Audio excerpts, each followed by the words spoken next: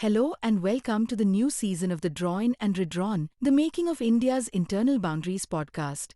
This is a part of a larger India State Stories project that explores the evolution of India's political and administrative boundaries. This project is an undertaking by the Centre for Legislative Education and Research at Flame University in Pune. In this new season, we embark on a journey through the fascinating histories and narratives of each Indian state and union territories, exploring the pivotal events, influential personalities, and societal transformations that have shaped the subcontinent. In the 23rd episode, we learn about the history behind the decolonization of former Portuguese colonies into the state and union territories of Goa, Diu, Daman, Dadra and Nagar Haveli. This episode is based on a corresponding article written by our team at India State Stories. These articles have been converted to audio conversations with the help of Google's Notebook LM. You can find the relevant article link in the show notes.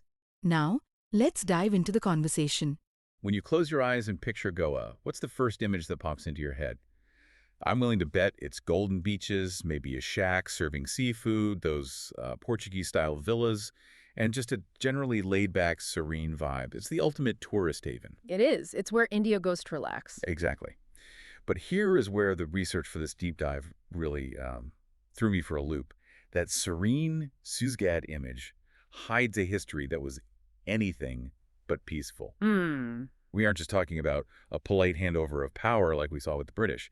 We are talking about blockades, international espionage, a full-scale military invasion with jets and warships, and a diplomatic standoff that dragged on for 14 years after the rest of India had already become independent. It is a striking contrast. Yeah. We often think of Indian independence as this singular triumphant moment in August 1947. The British flag comes down, the tricolor goes up, and the map is set. Right. But for the people in Goa, Daman, Diu, Dadra, and Nagar Haveli, 1947 wasn't freedom. It was just another year of colonial rule. That's the core paradox we're unpacking today. The Portuguese were the first European colonial power to set foot in India way back in the 1500s, and quite significantly, they were the very last to leave. The very last. The British Empire, the biggest empire in history, packed up and left in 47. But Portugal, they held on tight for another decade and a half. And they didn't just hold on out of stubbornness, though there was plenty of that. They held on because they fundamentally redefined what those territories were. So today, we are doing a deep dive into the last to leave. We're going to trace how this scattered puzzle of territories eventually became Indian. And looking at the source material, this story has everything. Civilian activists pulling off a heist-style takeover of a town. Yeah. A military operation with the code name Operation Chutney, which we will discuss. And a massive identity crisis that almost wiped Goa off the map after it was liberated. It's a fascinating case study in how nations are actually built. It's rarely as clean as drawing lines on a map. So let's rewind. The year is 1947. India is free.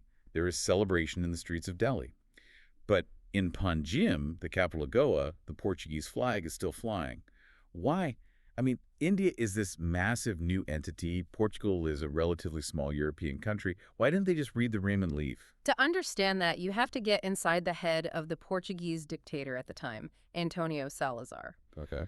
When India opened a diplomatic office in Lisbon in 1947 to, politely negotiate a withdrawal, Salazar didn't just say no. He shut the conversation down completely. What was his justification? You can't just ignore a billion-person democracy next door. Well, his argument was legally quite clever, albeit incredibly frustrating for Nehru and the Indian government. Salazar pointed to the Colonial Act of 1930. He claimed that Goa, Daman, and Diu were not colonies at all. Not colonies. They are thousands of miles away from Lisbon. They're on the Indian subcontinent. Doesn't matter. According to Salazar, he classified them as overseas provinces. Overseas province? In his view, and under Portuguese law, these territories were as much a part of Portugal as Lisbon or Porto. He argued they were integral to the nation. So from his perspective, there was nothing to negotiate. You don't negotiate away a piece of your own body. So he was essentially gaslighting the international community. Yeah. We aren't colonizers. We just have really faraway suburbs. Essentially, yes. And because of that distinction, he argued that the United Nations decolonization rules didn't apply to him. It was a massive diplomatic wall. India withdrew its diplomats in 1953 and started a blockade, but Salazar sat comfortably behind this legal fiction. Okay, so the diplomats are stuck in a stalemate. But what about the people actually living there? I can't imagine the locals were thrilled about being called an overseas province while their neighbors across the border were free. No, not at all. Resistance had been brewing for a long time. The sources highlight that as early as 1928, T.B. Kuna founded the Goa Congress Committee. Okay, so it had deep roots. Very deep. And in 1946, Dr. Ram Manohar Lohia led a famous Quit Goa movement. But after 1947, when it became clear that talking to Lisbon was useless, things on the ground started to get much more dynamic. And this leads us to one of the most surprising events in this entire timeline, the liberation of Dadra and Nagar Haveli. This is one of my favorite parts of the research. When we talk about liberating territory, I usually picture tanks and generals. Yeah. But what happened in Dadra and Nagar Haveli in 1954 feels more like a grassroots uprising. It really does. You have to look at the map to visualize this. Dadra and Nagar Haveli are these small enclaves, completely landlocked and surrounded by Indian territory, but administratively they were Portuguese. Right. In July 1954, it wasn't the Indian Army that marched in, it was a coalition of civilian activists. It's just regular citizens. Members of the United Front of Goans, the Azad Gaman Tak Dal, and others. A small party of activists entered Dadra on July 21st. They surrounded the police station. There was a brief struggle, the police surrendered, and just like that, the Indian tricolor was hoisted. That's incredible. And then they just kept going. Exactly. Riding that momentum, a couple of weeks later, on August 2nd, more activists entered Nagar Haveli. The Portuguese administration there saw what happened in Dadra, saw they were surrounded by pro-India sentiment, and essentially collapsed. The source notes they liberated Nagar Haveli without incident. So you have regular people basically walking in and saying, we're in charge now. Yeah. And it worked. That must have been a huge embarrassment for Salazar. It was, and it gave a massive morale boost to the freedom movement. It proved that the Portuguese grip wasn't as ironclad as it seemed, but, and this is a critical turning point, it also lulled the resistance into a false sense of security. They thought, hey, if we can do this in Dadra, why not Goa? Right. I see where this is going. Dadra is a tiny enclave. Goa is the headquarters. Precisely. Inspired by Dadra, thousands of Satyagrahis, non-violent resistors, tried to cross the borders into Goa and Daman in 1954 and 1955. They carried flags, they chanted slogans, they expected to be arrested, maybe beat up a little, but ultimately to make a statement. But the Portuguese reaction was different this time. Drastically different. On August 15th, 1955, India's Independence Day, about 3,000 Satyagrahis tried to enter. The Portuguese police and military didn't use batons, they opened fire. Oh, wow. There were deaths, there were serious injuries, it was a tragedy, and it signaled that the Gandhi method of nonviolent pressure wasn't going to work here. Salazar wasn't the British. He didn't care about moral pressure. This is the part of the timeline that always confuses me. It's 1955. Innocent people are being shot at the border. India has a professional army. The British are gone.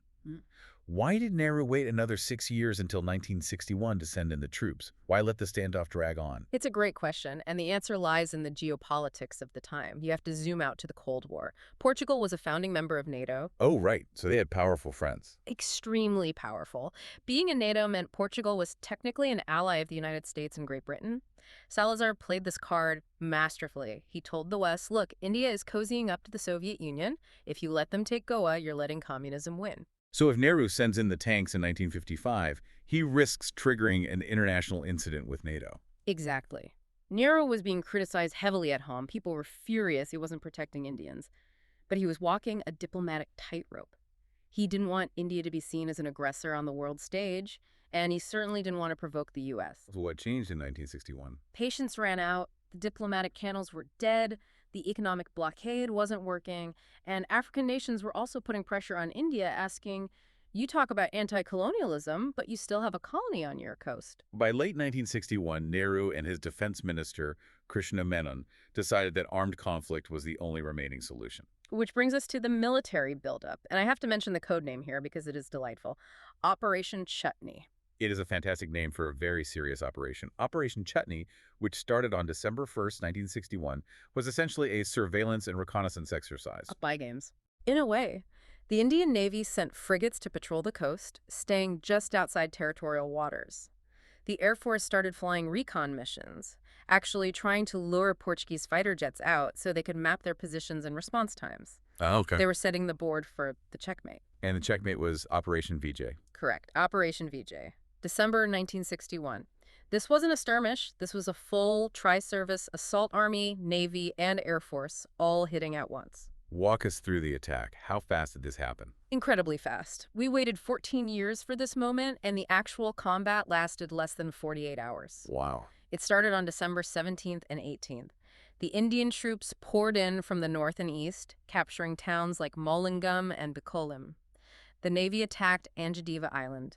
The Air Force bombed the wireless station at Bambolim to cut off communications with Lisbon. It sounds like the Portuguese were completely overwhelmed. They were. They were outnumbered and outgunned. But, and this is the part of the story that I think needs more attention, it could have ended very differently. It could have been a bloodbath, not because of the fighting, but because of a specific order from Lisbon. This is the scorched earth order you mentioned in the notes. Yes. The Portuguese Prime Minister, Salazar, realized he was losing. He sent a telegram to the Governor-General in Goa, a man named Vassalo e Silva. Salazar's order was chilling. He essentially said, victorious or dead. He ordered Vassalo e Silva to destroy everything before surrendering. When you say everything, what are we talking about? Key infrastructure, the ports, the public buildings, the water supply. Specifically, he wanted the bridges across the rivers blown up.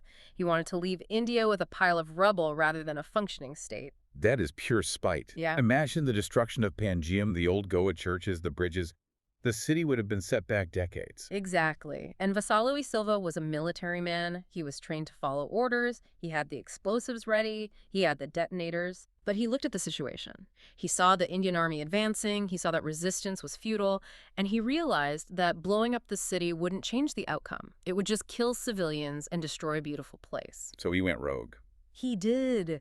In a moment of profound moral clarity, he disobeyed a direct order from his dictator. On December 19th, instead of blowing up the Mandovi bridges, he signed the instrument of surrender. He chose to save the city and the lives of his men. That is a movie moment right there, the man who refused to push the button. It really is. The war ended with relatively low casualties, 34 Indian dead, 31 Portuguese dead. If he had followed orders, that number would have been in the thousands, and the landscape of Goa would look completely different today. So, December 19, 1961. The surrender is signed. The Portuguese are gone. Goa, Daman, and Dio are finally part of India. The crowd goes wild. But looking at the outline, the drama doesn't stop there. Not at all. In fact, you could argue that for the people of Goa, the end of Portuguese rule was just the beginning of a new internal struggle. The war for territory was over, but the war for identity was just starting. Right, because once the celebration stopped, everyone had to look around and ask, okay, we're Indian now, but what kind of Indian are we? Precisely. You have to remember, Goa had been under Portuguese influence for 451 years. That creates a very distinct cultural imprint in architecture, in religion, in food, and in civil law compared to the rest of India. A completely different history. And immediately after liberation, neighboring states started eyeing Goa like it was a free piece of real estate. Specifically Maharashtra and Mysore, right? They wanted to absorb Goa. Maharashtra pushed the hardest. Their argument was linguistic. They said, look, the people in Goa speak Konkani. Konkani is just a dialect of Marathi. Therefore, logically, Goa belongs in Maharashtra. I can see the political logic there, but I can also see how that would terrify a Goan who cherishes their unique history. It polarized the entire region. The Maharashtrawadi Gamantak Party, or MGP, led by Dayanand Bandodkar, was pushing hard for the merger. On the other side, you had the United Goans Party, the UGP, led by Dr. Jacta Sikera, fighting tooth and nail to keep Goa separate. And this wasn't just a polite debate in the newspapers. No, it was intense. It split largely along religious and cultural lines. Many Hindus who felt a strong kinship with the rest of India supported the merger. Many Christians and those who felt that distinct Goan identity more strongly opposed it. There were protests, strikes, and serious political instability. And this leads to something that is quite rare in Indian political history. The government in Delhi didn't just decide for them, they held an opinion poll. Yes, in 1967, Indira Gandhi's government realized this was too hot to handle via decree. They decided to let the people choose directly. It wasn't an election for a candidate, it was a referendum on identity. The source material mentions a really cool detail about the ballot paper itself. Because literacy wasn't 100%, they used symbols. That's right. It was a binary choice. If you wanted to merge with Maharashtra, you voted for the flower. If you wanted to remain a union territory, to keep Goa independent within India, you voted for the two leaves. The flower versus the two leaves, that's such a vivid image. The stakes must have been incredibly high. It was an existential vote. The turnout was massive, over 82%. People knew that the future of their homeland was on that slip of paper. And the result? The two leaves won, not by a landslide, but decisively enough. The people voted to remain a Union territory. They rejected the merger. That is a huge what-if moment in history. Yeah. If that vote swings just a few percentage points the other way, Goa as we know it, the state government, the distinct culture, the tourism board, none of that exists. It just becomes a district in a larger state. Exactly. That vote is the reason Goa exists as a distinct political entity today. Dr. Jack de Sequeira is often called the father of the opinion poll because he fought so hard for that right to choose. So the two leaves win. They stay Union territory. But looking at the map today, Goa is a full state. When do they finally get that upgrade? It took another 20 years. And again, the catalyst was language. Language again. In the mid-80s, the issue flared up again. There was a movement to make Konkani the official language, which naturally upset the pro-Marathi factions. The notes mentioned language riots in 1986. That sounds serious. It was. There was violence, burning of buses, significant civil unrest. It forced the central government's hand. They realized they had to settle the status of Goa once and for all. In February 1987, the Goa Assembly adopted a bill making Konkani in the Devanagari script the official language. And that paved the way for statehood. It did. In May 1987, the Goa, Daman, and Diu Reorganization Act was passed. Goa became India's 25th state. Daman and Diu, however, were separated and remained a union territory. It really highlights how complex the map-making of India was. Yeah. It wasn't just drawing lines in 1947. It was this long process of stitching together different histories and identities. Absolutely. It's a quilt, not a blanket. Speaking of stitching things together, there is one final, very recent update to this story. We have to jump all the way to 2019. Right. So for decades, we had these two separate union territories left over from the Portuguese era. Dadra and Nagar Haveli was one, and Daman and Diu was the other. They are geographically close, but they were administered separately. Which seems a bit inefficient for such small territories. That's exactly what Parliament thought. In December 2019, they passed a bill to merge them into a single union territory.